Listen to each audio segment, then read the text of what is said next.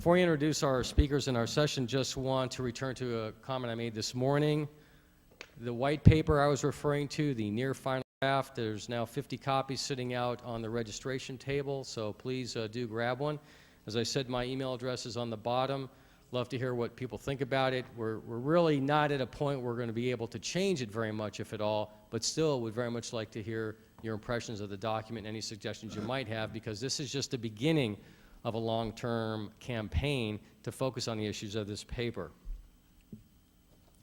All right, so let's turn to legal issues in space, and I'm delighted to have with us Berin Szoka, Rosanna Sattler, and Jim Dunstan.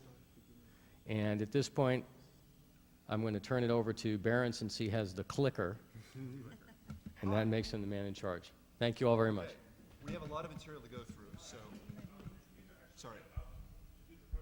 Well, no, because we're doing a panel. So it's not really a presentation. Are these on? We'll lean in, we promise. So, all right, we're going to talk very closely to the microphone. Yes. So, we're all friends, right? Okay. So for those of you who don't know us, I'm Berin Szoka. I'm in private practice in Washington at Latham & Watkins. And I'm Rosanna Sattler. I'm in private practice in Boston, Massachusetts. Jim Dunstan, Washington, D.C. at Garvey Shubert Bear. right. Having said that, Jim is going to get us going on our first slides and sort of explain what we'd like to do today and see why this is called the Matrix. You got to point that direction. Point at him. Good point. Not many. Well, this is going to be a rather unfocused discussion, so it is the glue.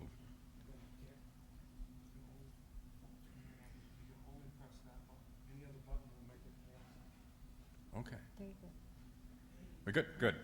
I gave my talk on legal issues related to outer space at the Princeton Space Studies Institute conference in 1985. So I've been around this game for quite a few years. And I've talked a lot about a lot of different subjects over the years, and I've heard a lot of space lawyers talk about a lot of particular issues over the years. But what we've decided to try and do today is step way, way back, go to the 50,000 foot or even the suborbital level and say, you know, nobody has tried to canvass the whole overall matrix of regulation of space activities. And what we want to kind of do is kind of walk through that.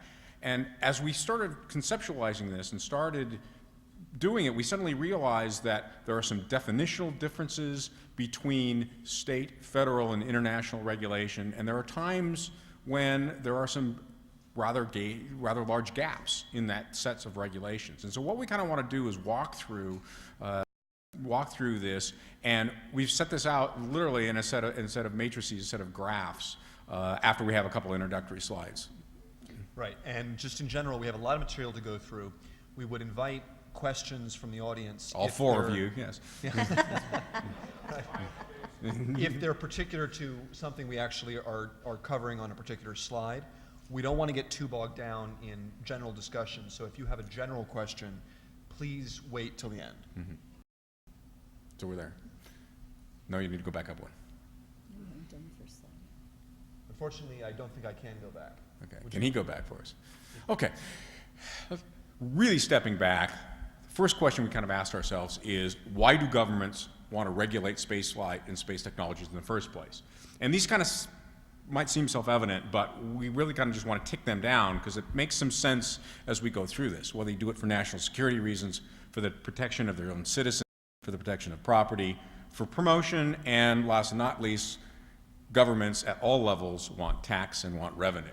And Jim, one thing here, we want to make clear this is governments at all levels. So this is nations as well as states in the U.S. sense. Right, right. So we wouldn't be space lawyers, and this would not be a space law panel, if we didn't at least wave our hands and bow to the international treaties that kind of overlay all of this. And the two that are important for our discussion today are 1967 Outer Space Treaty, and what's critical there is that it vests responsibility in the United States government to control and regulate the activities of U.S. persons and companies in space, and that even private activities still require the authorization and continuing supervision of the state. The second one, which also has some impact here, is the liability convention, which determines the liability of individuals and states for damages caused by U.S. space activities, both on the ground and in the air and in space, at differing levels. And you'll see their absolute liability on the ground in the launch phase in the air, and then negligence in space. What is becoming most apparent to us as we've been looking through these issues is that there's going to be an interesting interplay between federal and state in terms of how they regulate liability and how they determine insurance and indemnification, especially as to third parties. Okay, and space promotion is we've heard a couple speakers today talk about the fact that, you know, we are from the government, we're here to help you, and in their minds, they certainly are there. But in fact, government's one of the activities of government is to promote. And again, we do it for national security, economic development, technological leadership, and overall prestige. And one comment to make, something to think about both in the context of nations and also states. This is why the state of New Mexico or the state of Oklahoma might put money into subsidizing a spaceport, giving tax credits, or giving a favorable regulatory environment. Mm-hmm. So just to set us off on the issue of liability, we talked about the liability convention that holds nations responsible for the activities of their citizens in space and also liable for them. The federal government has a mechanism by which they indemnify liability for activities. And there are three stages in this. This is general background material. The first tier goes up to whatever the maximum probable loss is determined to be, and there's a certain limit on what that can be. As you'll see there, $500 million for third-party claims, or whatever AST decides is available on the world market at a reasonable cost. Tier 2 is anything from that point up to $1.5 billion. So this is the point where the federal government really subsidizes activities by covering a potentially huge risk. If you are engaging in space activities and something goes horribly awry, you cause major damage, the federal government will pick up that gap between whatever the maximum probable loss and $1.5 billion is. And then beyond that, you're on your own. The reason for doing this is it's very difficult to insure for these activities, and this is basically a way of the federal government subsidizing what private activities do. We want to note, though, this does not apply to passenger claims, and it also doesn't apply to unlicensed activities. So this is basically about launch and space flight. This is not about ground demonstrations, what you do at your spaceport. Those things are not covered by this scheme, and we'll get into that in more detail. Just a quick overview of what the AST actually does. For those of you that don't know, AST is the administrator for space transportation at the FAA. Basically, AST right now governs 4 areas: launch, reentry, launch sites, reentry sites, and then in general, AST sets the financial responsibility and insurance requirements for space activities. The thing to keep in mind is that this is all the federal government's way of fulfilling its obligation under the Outer Space Treaty to regulate and authorize the activity of U.S. persons in space. But this is only for launch. So this doesn't cover the full realm of what the federal government is actually liable or responsible for. It's just that this is what we're doing now and what we've actually mapped out. There are pending rulemakings, as you probably know, on commercial human spaceflight rules that will include informed consent requirements, whereby if you, as an operator, receive the informed consent according to certain in the AST rules, you will be able to use that, in theory, as a barrier to tort liability. We'll talk about how that actually works on the state level. There are other requirements that will come in there, and then the second pending rulemaking is on experimental permits. But in the future, right now, AST does not regulate orbital activity. You know, many people think that's a good thing. Whether you do or not, it's a whole, because the treaty holds the federal government responsible for the activities of U.S. persons in space and for supervising them and authorizing them. And right now, we're not doing that. So however you think that regulation should be done, at some point we're going to have some kind of regulatory oversight of that activity. And the same would be true for lunar activities. And when we talk about lunar in this conversation, that's really our example for off-planet activities. It could be Mars, it could be other planets, but keep it to lunar. So This used to be the Return to the Moon conference, right? right. So we also wanted to break down, these are basically the slides we're going to go through. We have a matrix for each one of these. We wanted to break down, as Jim was saying, space activities into these categories. So the first category is pre-launch. It's everything that goes on, literally developing space technologies, building vehicles, up until the point of, and generally speaking, it's at the point of launch that AST regulation starts, with one caveat we'll get to. But the important thing is, those are not space activities under the Outer Space Treaty. The United States is not responsible for anything until the point of space. So AST kicks in at launch. Launch is defined to be the point where a vehicle enters the launch site. And then there is the process of launch and atmospheric flight. Once the vehicle is actually in space, the Outer Space Treaty and the related conventions kick in. So that's why we have these lines where we do. And then we've broken down, we have suborbital spaceflight, orbital spaceflight, orbital activities, and lunar activities. And you'll see how we break these down.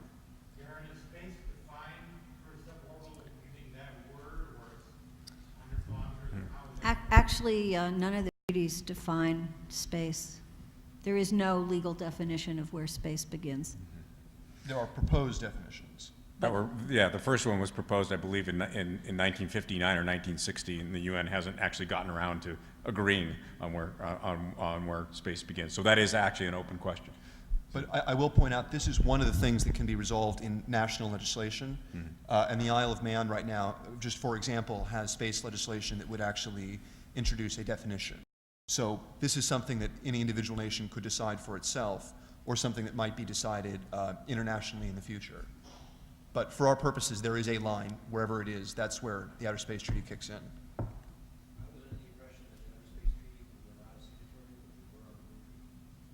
Vice No, versa. it's the other way around. Flip it around. Yeah. And just as background, so everybody knows, as you point out, there is this other treaty out there which the United States has not signed, and most nations have not. For our purposes, it's really not relevant. I consider it to be defunct, essentially. The Moon Treaty. Moon yes. Treaty, right. Yeah, there only, I believe only 8 countries have signed it, and none of them are spacefaring nations. All right, so this is our first chart. So at this point, this is where our sort of freewheeling discussion begins. So we've tried to break this down in terms of the process. You start developing space technologies, R&D in general. There's a lot that goes into that.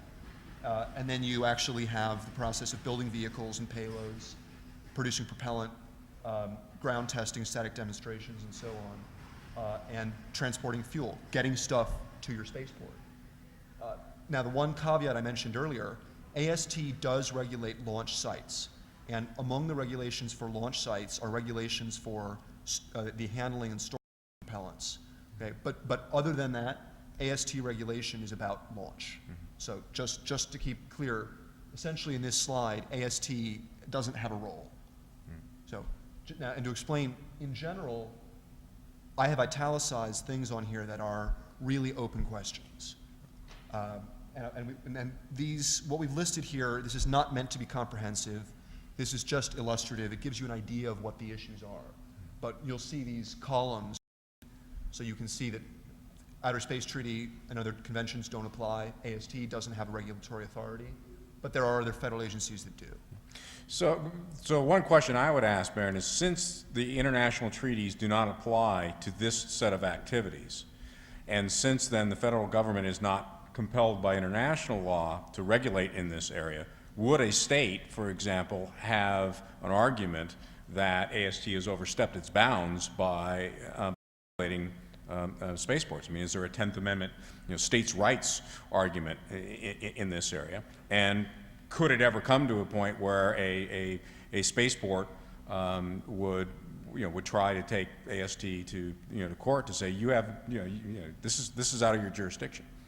Well, and in fact, I think we heard this morning that the state spaceports have their own rules and regulations, and they also have to live by whatever state laws are passed. That leads to the opposite question that Jim just posed, which is whether or not there's some sort of preemptive right in the law that AST and FAA have that would say, look, this is a generic activity for America, and we are not going to let the individual states come out with different laws that are in conflict with each other. And Roseanne, I think just say a few more words about what the preemption actually means. Yeah, there's a in the law of preemption that's gone through the courts, which is essentially what I just said, is if it's really an activity that the federal government feels supports commerce and is really interstate, or it's important enough as a federal matter that they want to take control of it, then a doctrine of preemption arises where the courts will say, we're not going to, the other laws really don't count. The only law that counts here is the federal law, and that's going to trump state or local law or anything like that. But Jim, to return to your question, you're essentially saying, look, this is intrastate. It's New Mexico spaceport. Right. Why does the federal government have the authority to regulate what we do at our spaceport? Why can't New Mexico make its own laws, or why can't the New Mexico Spaceport Authority set the operating procedures at the New Mexico spaceport as they see fit? Right, right, and I think it's an interesting academic question. And by the way, we're going to be asking probably a lot more questions. Answers up here today, but it's the types of things that we have to think about since we are in a federal system in this country of federal laws and state laws. Ultimately, I think probably a court would find that there is enough interstate commerce involved with the activity because chances are some of the propellants are coming across are being transported across state line, that there is a significant federal interest to sustain that. But nonetheless, it could arise in a situation where a state spaceport authority just doesn't agree with something that AST comes down, and again, only in the area of this sort of ground activities, because it's a thinner line of authority that says that it's clearly preempted because of the international treaty obligations. Just by way of background, there's this concept of two sovereigns, two kings. One king is the federal government, and one king are the state governments. And it's not unusual, for example, in environmental law, you have Superfund, the federal EPA law that involves, the cleanup of hazardous waste, which is possible at these facilities. And then you have the State Department of Environmental Protection. Each state has one. They have separate laws that are different from the EPA. And the courts have held that people have to comply with both the state law and the federal law. The only comment I would make finally on that issue is that because the federal government has the responsibility to regulate launch activities and space activities, it does make sense that reaches back to some point before launch. Right, and that would be, in the reasonably ancillary jurisdiction. Right. What you're putting in the vehicle does affect what the vehicle is actually going to do in space. So, but any general questions on this before we move forward? Yeah, I know that the concept of the interstate commerce clause all pervasive has been defeated recently in several court cases with regards to gun control. So I don't think that your Fifth Amendment argument is all that unforeseeable. I think that that's right. Another motivation for federal interest, and perhaps just another reason for the spaceports that was made to do whatever they can in their own areas. With 9/11, we had aircraft and missiles. Always have to worry about missiles being driven. So the security of the entire launch facility and what we have attitude to these are significant national activities. Right, and let me make one more point here, which is that because states, we have two kinds of spaceports right now. There are federal ranges, and then there are state spaceports. And state spaceports are being set up as, in some sense, state agencies for which liable. So in particular, the reason for states to regulate what goes on there is that the state ultimately is going to hold the bag. I mean, so even apart from the state's interest in protecting its citizens, the state can reduce its own insurance costs and also make the spaceport more attractive as a place to do business, and therefore create jobs in the state by making sure that things that are done there are done safely, and that they are selective about what kinds of space flight they allow. So, our next category, as we said, begins with launch. So the vehicle gets to the spaceport, and this is everything from that point up until space, wherever that line is. We're calling that atmospheric flight. So you'll see, again, we have this issue of state regulation. Not exactly clear what they're going to do, but they have to set some guidelines for the spaceport. AST, this is where AST comes in. That little box there is most of AST's rules. So that's encompassing a lot. But note that in general, the space treaties don't apply here.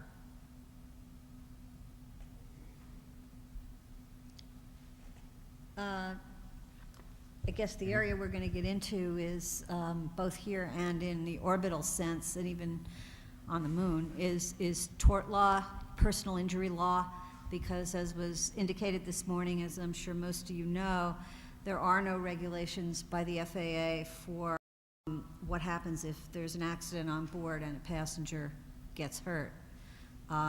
There's a vacuum, if you will, in the regulations, and that's purposeful. And so there's a question about, from a legal point of view, how people are going to be able to bring cases if they get hurt. And I think it's important we talk about this a lot, the difference, and George was talking about it earlier, the difference between liability to injuries to third parties and property and liability for injuries for participants. And it's two completely separate concepts and regimes, and so that's why they're separated here, and they need to be separated. And it's in that second area, especially as to injury to participants, where it's both a whole and potentially an opportunity. We do want to spend a little bit of time kind of talking about that, because one of the things that Spaceports Authority is trying to do, obviously, is compete for your business, and they're going to want to compete for the business of passengers wanting to come. If you've read to fly, if you've read any of the New Mexico background documents, they talked about the fact that the reason that New Mexico is supporting, in terms of the money thrown into the infrastructure, is their belief that they're going to attract business, additional jobs, tourists, a lot of new revenue into the state. And so they're going to want to adopt overall set of regulations that are as conducive as possible to that. Similarly, other states and other spaceport authorities are going to want to do the same thing. And one of the areas of real opportunity may well be for states to step in and say, okay, we've got this gaping hole as to what happens if one of these things augers in, because it's a creature of state tort law, not federal law. And so can we as a state sort of help out our spaceports by adopting legislation that either limits the liability, limits the ability to bring claims, or make sure that the laws of, to the extent it can, the laws of our state apply, and issues like that. And we really see that as lawyers always see opportunities everywhere, obviously, but it is an opportunity for a state to step in and really advance the ball for space by adopting this type of legislation.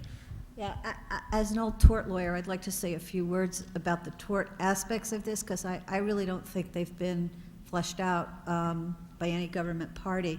But what you have is the equivalent of somebody doing an ultra-dangerous activity like skydiving or helicopter skiing or something like that. The federal government has already said in its legislation that this is a dangerous activity, and the person going up has to sign an informed consent document that says they know that this is very dangerous. And I'm assuming that most of you that are manufacturing these vehicles are going to require anybody riding in them to sign a release or a waiver of liability, which often happens in these ultra-hazardous situations. And also, you're probably going to have them sign a document that says, I'm flying from Oklahoma, and I promise that the law will apply, and that if there's any fight about this, it'll be in the Oklahoma courts. And that's all very nice, but meanwhile, you've got people flying from Massachusetts and Vermont and all over the world. And the question I have as an old tort lawyer is you probably, although I won't get into all the details, you're probably going to be okay with the actual person flying, although there will be plaintiffs' lawyers who will try to pierce that wall. But where I think you're going to see issues is with the heirs, because a lot of state laws say that a parent cannot really waive or release the rights of his children, particularly his minor children. So that while you're all set with the flyer, you may not be all set with the child. And so what Jim says is fine, so let Oklahoma pass a law that says you can't recover, or that there's liability recovery. You can only recover $100,000, something like that, which also would be a very good idea. It would be something I would recommend. On the other hand, there's a whole issue in the law as to choice of law and whether or not the state of Oklahoma is really going to be able to regulate the rights of a child in Massachusetts. And that's really where I see the rub. And if there is federal preemption, one way to fix it, and not politically, I'm sure, it would be to either pass a statute putting a cap on tort liability, or somehow amending the present law, which I would not recommend because you don't want to fool around with it. It took a long time to get it passed the way it was. But unless you have something that's going to limit liability that can stick, I predict that if there's if somebody gets hurt, then there's going to be litigation. The informed consent form is not going to be enough. And ultimately, this is just to drive up insurance costs and therefore the cost of doing business. Mm-hmm. Sam? Or Even if we go to the Oklahoma legislature and say, if you don't have a cause of action, if you sign this waiver and you have a problem, can people still go to federal court and sue? we should make this point clear. In general, tort law is a crime of states. Mm-hmm. And even if you did have, in some case, you were suing in federal court, you'd actually be dealing with state law. So in general, the question is, it relates to two questions. Which state's law applies? And then what will that state law allow? Let me just give you an example. I had a case a number of years ago where an individual was killed in an avalanche doing helicopter skiing in Wyoming. And Wyoming has very, very strict laws about releases and waivers, and you basically never can win in Wyoming. But I argued on behalf of the children that my Wyoming law really didn't apply, that Wyoming law couldn't apply to the heirs, to the children, and that Massachusetts really had the interest in setting the laws for children. And I argued that the sport, if you will, the dangerous sport on the internet was soliciting from Massachusetts to go out to Wyoming to do the sport. And so therefore Massachusetts had an interest in applying its law. So that's just, one way of making the argument, even if you're not in federal court. I see this as a fight in the state courts. Mm-hmm. Well, one thing is a state could do, if you're listening to George closely today, he talked about space flight as being an inherently risky activity. That's something different than something that is an inherently dangerous activity, because the way we break down tort law is things that are inherently dangerous, we apply strict liability or absolute liability. You are liable no matter what. Things that are not inherently dangerous, in fact, are subject to a negligence theory. Did I do something wrong that caused you to be hurt? And it's a little bit unclear, and it's something that I've been following closely, and I've been trying to direct the discussion of this, is whenever ASD or anybody from the federal government is talking, I like it when they say it's inherently risky. I don't like it when they say it's inherently dangerous. And that's where actually a state could step in and say, based on everything that we know, yes, it is inherently risky and we have to regulate it, but it's not inherently dangerous, i.e. it's not absolute liability. And the reason for that difference is inherent danger is about danger to third parties. Mm-hmm. So inherent danger is I go play with in my garage, right? Right. Okay, and the reason we hold someone strictly liable for that is, it doesn't really matter if you're negligent. If you start killing people, the activity is so dangerous, you should be held strictly liable for it. Right? Very different from inherent risk. Inherent risk is, I go try to climb a mountain, and I may die, but that's a risk that I can assume. It's not something that I'm imposing on a third party. So, what Jim is talking about, I think, is you could have a legislation that says, if you have a valid license from AST and you've gotten informed consent under AST's rules, we're not going to strike that down. Right. Unless the vehicle operator has intentionally harmed you or engaged in some gross, reckless disregard, which is an extremely high standard of proof. So that therefore there is still an incentive for these operators, apart from all their public relations incentives, to operate safely. But they're not going to be held liable if they get valid informed. So the short answer to all of this is you can't look at the AST personal spaceflight regulations as they're proposed and say, aha, there's informed consent, I'm off the hook. It essentially just pushes it down onto the state level, and you've got a whole nother, all these sets of issues that we've talked about. Right. If Wyoming rotary operators were held liable for people from Massachusetts coming out and getting thrown off the course, if I were an operator, I simply would stop horses to Massachusetts people. Well, not exactly, because basically what you would do is, it's not to say in every case you would be successful in Massachusetts making this argument, particularly if a person just got hurt rather than killed. And secondly, you would have insurance.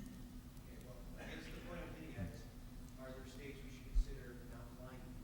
Because if someone says, I want to fly in a spaceship, and you say, what state are you from? And they say Massachusetts, so sorry, you can't do it. Is that a better way to handle the liability?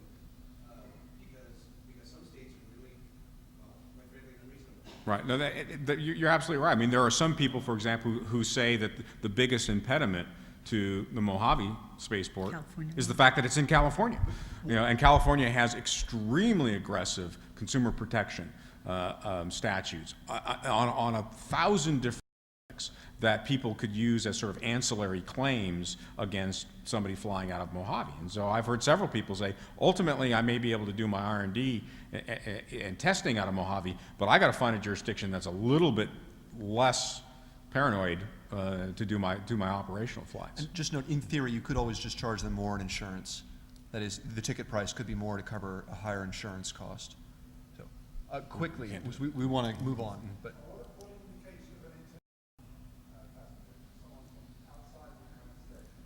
Even worse. In terms of the lack of clarity. So this is why ultimately it would be nice to have a single federal law on this, and ultimately in the airline context there is an international convention that actually limits liability, and that's the kind of thing that would solve your question. But until you have that, it's just an open question and a danger. Quick question. The reason we have an international convention, I would maintain in aviation, is because we have an international organization, an ICAO, that helps make sure we do win the end. At least there's a go-to place for it. To my knowledge, we don't have an ICAO for space. And that's not necessarily a bad thing, but That's one of our last points. right. Let's hold that thought because we're going to get to it. Okay. So, all right. Next, suborbital. Right. You're now actually in space. Everything previously has been in the atmosphere or on the ground. Suddenly you're in space, wherever that is. Okay. The treaties apply. AST regulates, and we've talked about what they actually regulate. Now, they don't regulate alone on the federal government. Jim, you want to talk a little about what the FCC does? Well, yeah, certainly to the extent you all deal with the AST mainly, but the fact of the matter is, at some point, you're going to need to be able to talk to your rockets and talk back, and that's where now we have another federal agency that's involved with it, and that's actually a good case because under international law, you have the International Telecommunications Union, and the FCC is essentially the national coordinating body for the ITU, and even in a suborbital context, you might be going across jurisdictional lines potentially. And why are we shutting down? Oh, your battery is going. Somebody's battery is going. It's all right, we can do it without. We can do without it. It's back up. So that's just a point of another regulatory body. But let's talk, I mean, on this slide, we know what's on the slide. Rosanna, why don't you talk a little about the environmental issues? I mean, in general, just as background quickly, the EPA handles environmental issues. AST actually works with them. You need a license from AST to fly, to operate airport, and that's considered a major federal action that requires an environmental impact statement. But there are other issues of state law as well for spaceflight. So, you know, Well, that would be on the ground. right, when I'm talking, there's on the ground, and then there's going up in the atmosphere. You can put out pollutants. Yeah, I mean, first of all, of course, on the ground, if you have fuel or if you have an explosion or you have contaminants, EPA and the state DEP are going to come in and regulate that. That's nothing new. They do that for everybody.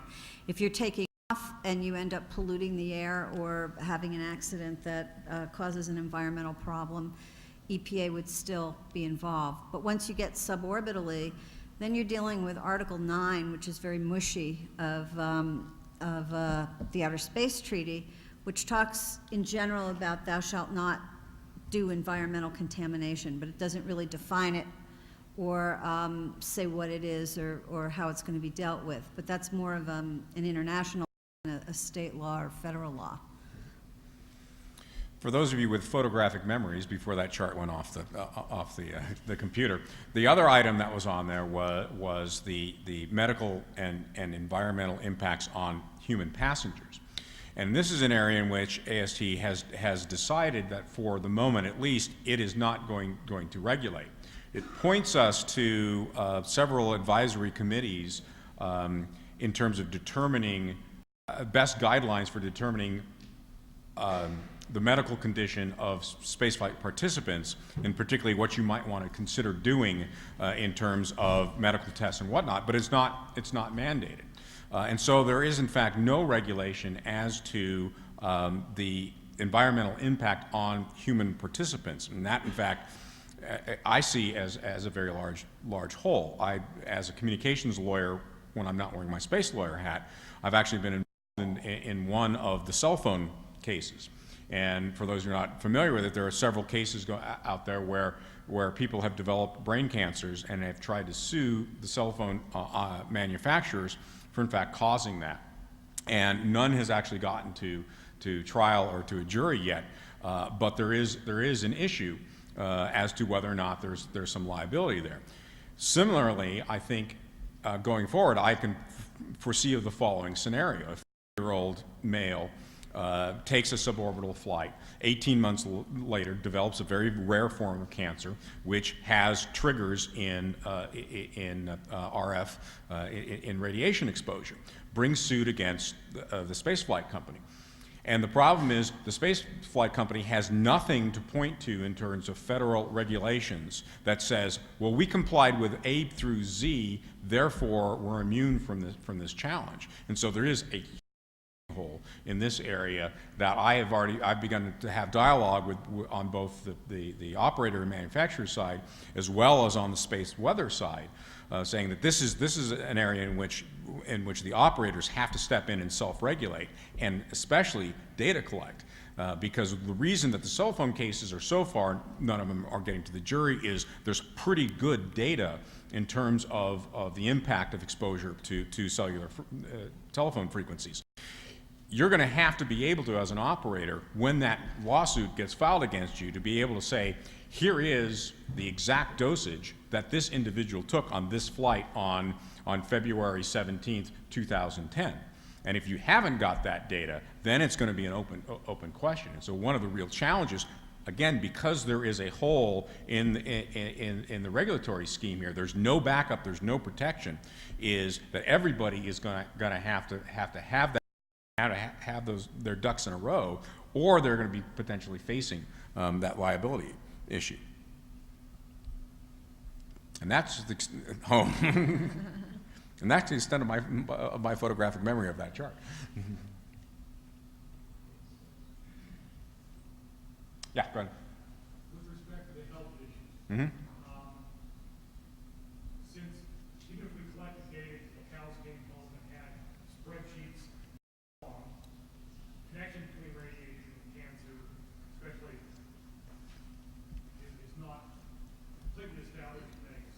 That's right. It's not clear to me how data is going to protect the launch company from that class of suit. I can see how it might help the situation. Is there no other path besides data collection for the health issue?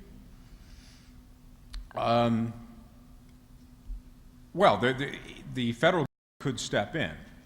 For example, I've actually tried a couple of RF exposure in the FM frequency band, in which we argued successfully and got the case thrown out that the FCC has adopted these particular standards for RF emissions to the human body, and since this radio station was within compliance with that, therefore it was in compliance with federal regulations, and therefore, there was no case. Now, in that particular instance, we had a crazy judge who went ahead and let the case go forward with all the sort of wacky theories as to everything causes cancer, low level cancers, and ultimately we won that case because the numbers that they were putting on the other side was below the radiation of the solar flux at noon, which essentially, if they won their case, then we'd all have to live in caves because causing cancer. But yes, if there were federal guidelines and hopefully at some point there will be, somebody will step in, either AST or somebody would say, okay, the rad limit that is safe for a human spaceflight participant is X. And that's where you're whipsawed right now, because the idea was to get this thing off the ground, so to speak, and not have a lot of regulations. To get it off the ground, have people sign informed consents, and off you go. I actually think, because there is going to be some medical stuff coming out, is part of the informed consent could probably say, we have no idea if there's going to be radiation exposure or what the ramifications of it are, and you should be aware, blah, blah, blah. Kind of like if you go in the hospital for an operation, they have you sign a 20-page thing telling you all the stuff. I mean, that is a quick fix right now that could be very helpful later.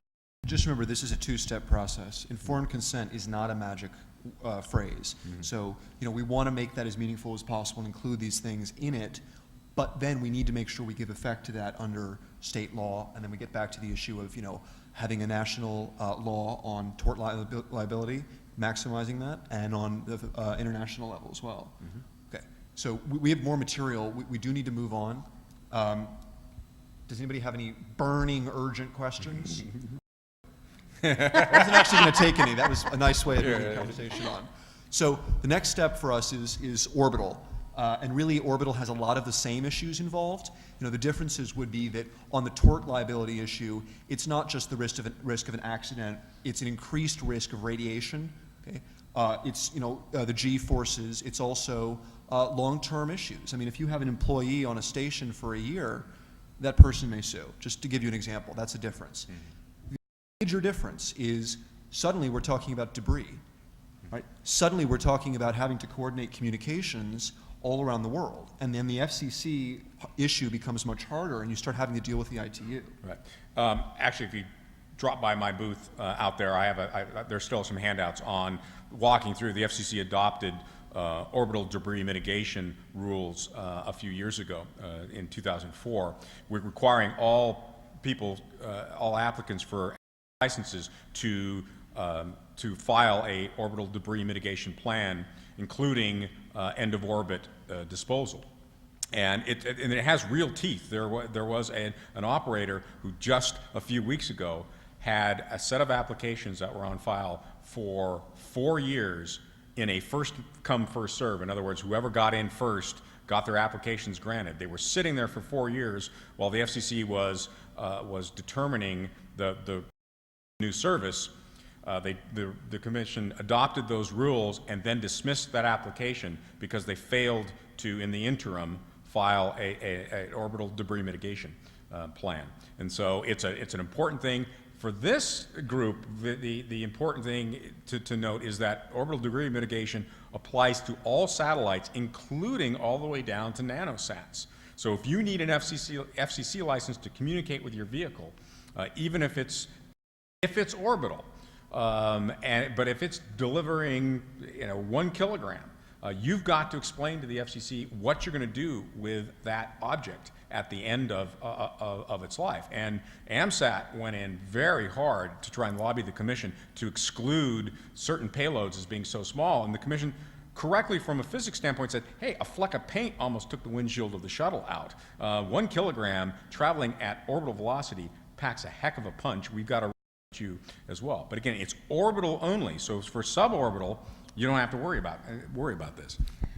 I'd like to come back down to Earth for a minute, just to point out that forgetting the passengers for a moment, but the people who you employ, assuming you employ them or you have contracts with them, who are actually going to be crew on these vehicles or flying these vehicles, they're your employees, and there are a lot of employment laws in the United States that apply to employees. Federal laws and there are state laws. And so it's just something to keep in mind. The other thing that just occurred to me, which again, this is sort of, we're flying at 50,000 feet here, is are any of these people working on these craft going to be unionized? You know how the pilots have a union and so forth? In this country, you're not allowed to stop union activity. And if they are unionized, what kinds of requirements are they going to be asking you as their employer to ensure safety on these crafts? But of course, in some states, you have open shop laws. So, for example, if I'm launching from implausibly, say, South Carolina, my auto plant is open shop, so unions you cannot force everyone to join a union. And, this is going to be another difference from state to state, Right. how that actually works. Critical thing on this slide to point out, getting up to orbit is regulated by AST, right? Transportation launch. What you do on orbit is not. Now, ultimately, as I said before, it has to be regulated by the U.S. government in some way because of the Outer Space Treaty, right? Whatever you think the regulatory burden should be, this is a huge gaping hole. And down the road, the administrator for space transportation, may grow into, we'll talk about this at the end, something more than that, because these things have to be supervised in some manner. One comment to make here is that when AST starts dealing increasingly entry regulation, this may in fact lead to, sort of through the back door, regulation of on-orbit activity. I mean, if you think about it, once re-entry starts becoming more important and you start doing a lot of things in space, ultimately you have to regulate the activity itself. So just a hook. And before you flip off of that one, not that I'm going to flip you off, but the bottom one there it has an interesting kind of component, which is the rescue, which requires the signatory states to aid and abet astronauts in distress. And we were kind of sitting around a couple of different queries, but query if you're Bob Bigelow and you've got an orbital hotel and somebody launches not intending to go to your hotel, but nonetheless gets stranded. I mean, do you have an obligation to A, take them in, and B, or B, to go rescue them yourselves? And it's a really interesting question that someday we'll probably, those of you who remember the late 60s movie Marooned, if there had been a private entity up there. Yes, So. however, the issue will be how do you collect from them afterwards? It's a similar issue with the Coast Guard. Right. They rescue something, they can charge. I have another issue, which is the term astronaut is not defined anywhere. Are the passengers on Bigelow's vehicle astronauts? Right along, because we're running out of time. So we're going right on to lunar activities, okay? We've broken this down into basically 3 categories: property, tort, and environmental. There are some other issues, but this is our way of encapsulating this. So property is, can you own stuff? Tort is, someone interferes with your activities. What recourse do you have? And environmental is, in general, how are people allowed to behave? What are they allowed to do? So just to walk through this quickly, if you own a vehicle on the Earth, you launch it into space, it's still yours.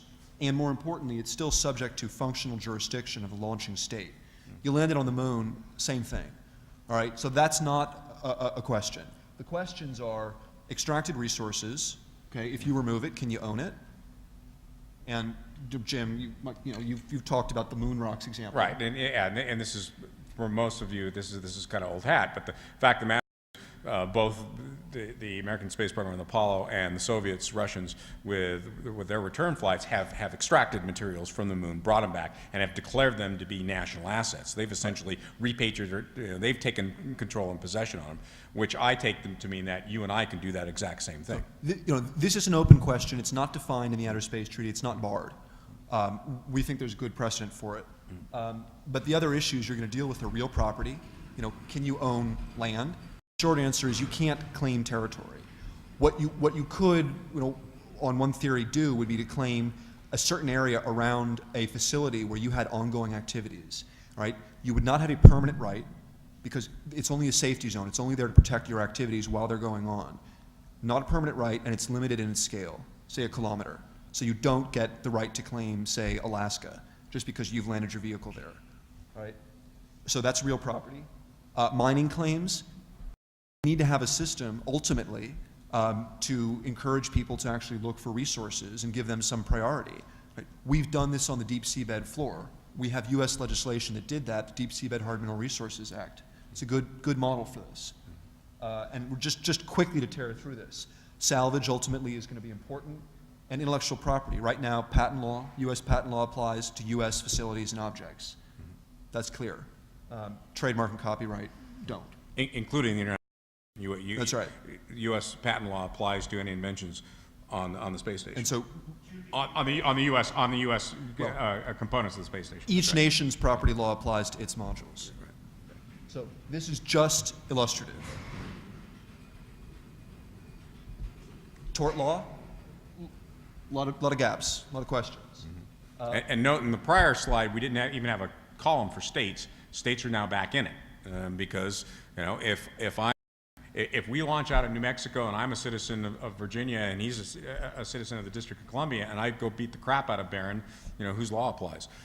Right, and ultimately the answer here may be we need to have some kind of federal law clarifying this and saying, we will apply a federal common law on these areas. But this is an open question. The important point to make here is that there is a hook in the Outer Space Treaty for this, in that you are not allowed to interfere in a harmful manner with the activities of other persons. So that is essentially the hook for tort law. But this is those question marks. That's to be filled in by federal legislation. And then on environmental impact, there's a similar hook. Previous sentence in the Outer Space Treaty says no harmful contamination, right? Here are the things that could mean.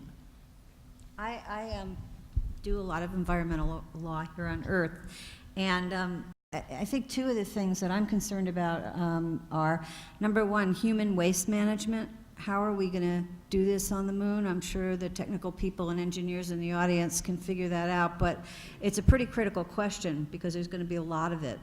And then the other question is, on Earth, if we have garbage, we can put it in a landfill, and a couple hundred years from now, or depending on what it is, it'll be gone. Whereas on the moon, depending on how much garbage and salvage we have there, that's forever. And how much stuff are you going to, what are going to be the criteria? Can you just crash or land anything you want over and over and over again, and knowing that it's going to stay there or maybe even impact somebody else in the future? The important point to make here, whatever you think about environmental law, is that there is a profound difference between the moon and the Earth, which is that the Earth is a regenerative system. So you cut a hole in the side of it and it grows over. You do the same thing on the moon and it doesn't. And that's going to change how you regulate it, whatever the regulation ends up being.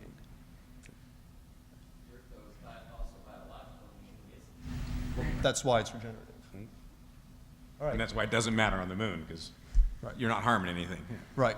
In theory. So this is our last slide. This is just sort of to tie this all together and ask, on the same levels about the future of spaceflight regulation. Right? We've already talked about a lot of these things. Right? States are going to have to come up with either legislation for how they regulate spaceflight in their state or operational guidelines for state-run spaceports. They're going to probably want to reform their own tort laws to make sure that informed consent is actually given effect.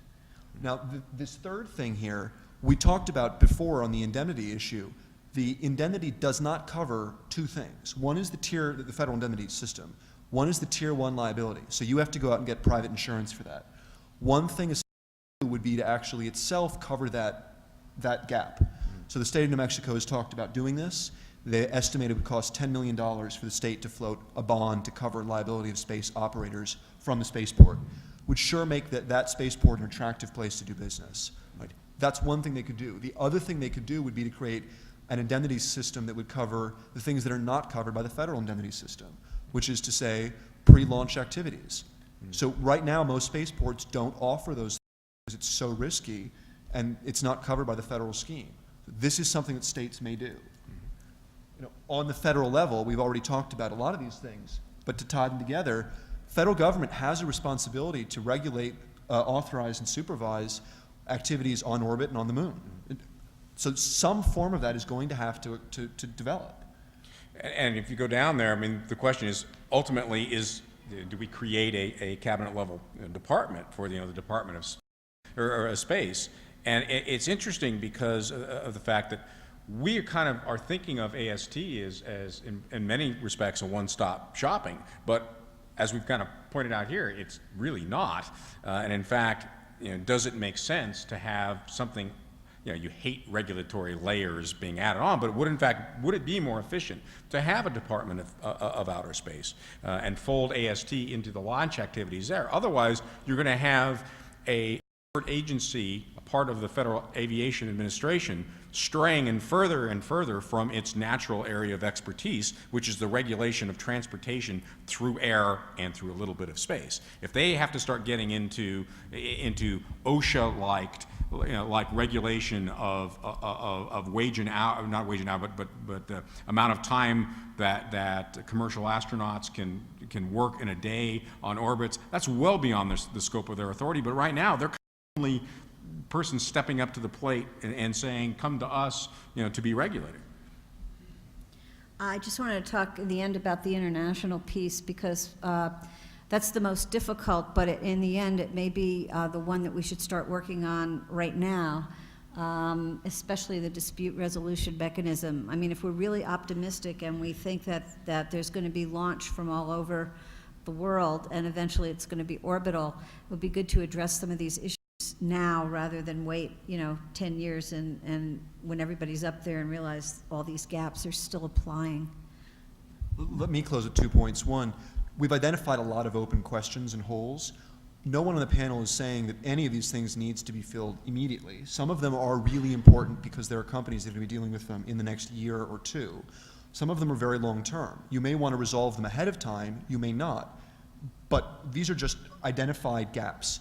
My second point is, I also agree that it's important to have some international coordination on this, but personally, my objective would be never to create an international bureaucracy. So if it has a staff, it's going to become a problem, right? Which is to say, if it doesn't have a staff, if it's a coordination mechanism, or if it's a forum you can go to resolve disputes, it may have great value, and it may not actually become a stifling bureaucracy, as we have in the case of the International Seabed Authority. Mm-hmm. So, any other final thoughts? No? Questions? Well, I just, Okay. you should think of lawyers as your friends. We want to be, Expensive friends. Expensive friends, in spite of what you've heard today. we want to be part of the solution, not part of the problem. Couple We questions? have time for one? Yeah. No. One quick question. All right, I'm gonna let you off. Go back to the other one. Is ICAO a decent model to start off with for something that should be done in space? Because on the aviation side, ICAO is not known as a poisonous acronym. It's a go-to place, it's a forum for resolving things. There's international standards now, and yet the heavy hand doesn't appear to be there. I'm not sure what the question is. The answer is, I think we're out of time, but I just didn't understand is the question. ICAO a good model? I think there are a lot of different models, and I agree with Berin, I don't think it has to be complicated, but I think there has, to me, as a lawyer, there should be a place where you can go quickly, or relatively quickly under the law, to get a dispute resolved, to iron out the things that really needed to be ironed out. Now, the good news is, if you look at the International Space Station, I know it's government parties, not individuals, but still, when it came time to getting up there and getting something done, they executed contracts. It's a lot easier to execute contracts and agreements of how you're going to proceed than it actually pass international treaties. Thank you for your attention. Thank you both.